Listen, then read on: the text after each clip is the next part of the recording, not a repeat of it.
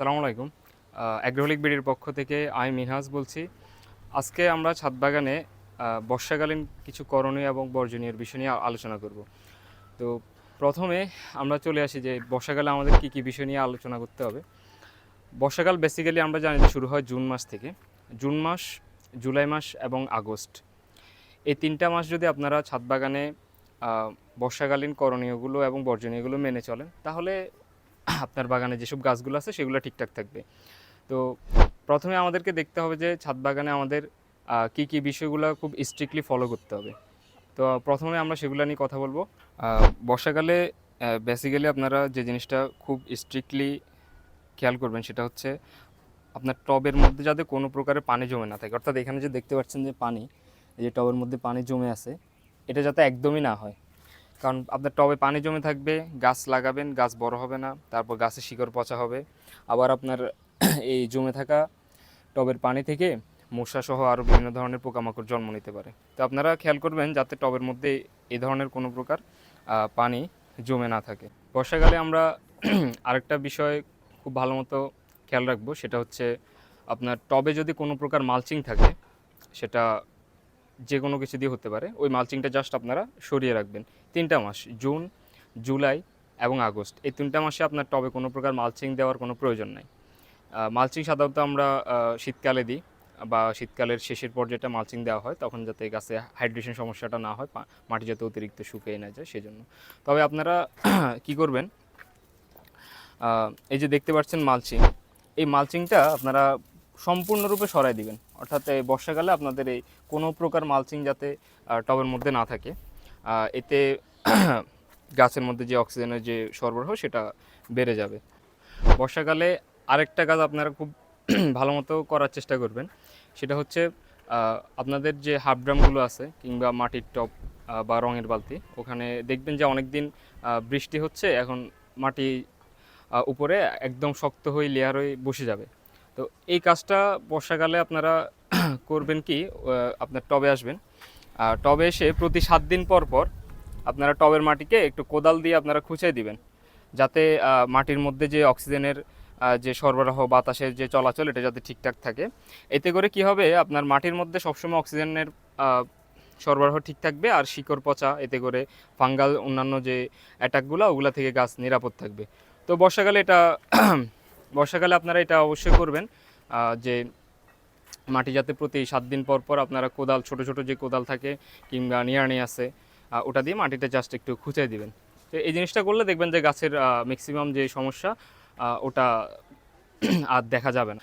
বর্ষাকালে আমাদের বাগানে পেয়ারা গাছ, আম গাছ, এই গাছগুলোতে পোকামাকড়ের মধ্যে মাছি পোকা একটু ভালোই আমাদের ডিস্টার্ব করে। তো সেক্ষেত্রে আপনারা কি করবেন, এই যে পেয়ারা গাছ যদি আপনার পেয়ারাগুলো এরকম ছোট থাকে, সেক্ষেত্রে আপনারা নাইট্রো স্প্রে করতে পারেন প্রতি 7 দিন পর পর একবার করে, প্রোমোটার প্লাস সহ। এর পাশাপাশি বাগানে আপনারা একটা ফেরোমন ট্র্যাপ বসাবেন। বাজারে আপনারা পেয়ারার জন্য যে ফেরোমন ট্র্যাপ, সেটা যদি বলেন, বাজারে পাওয়া যায়। তো সেই ফেরোমন ট্র্যাপটা আপনারা বসাতে পারেন। এতে করে কি হবে, ফলের ভেতরে, অর্থাৎ আম, পেয়ারা গাছ, এর ফলের ভেতরে যে পোকাগুলো হয়, লার্ভাগুলো হয়, ওটা থেকে আপনার গাছ নিরাপদ থাকবে। বেসিক্যালি কি হয়, মাছি পোকাটা আপনার যখন পেয়ারা ছোট থাকে, তখন স্ত্রী মাছি পোকা এসে পেয়ারার মধ্যে ডিম পাড়ে। তো ডিম পাড়ার পরে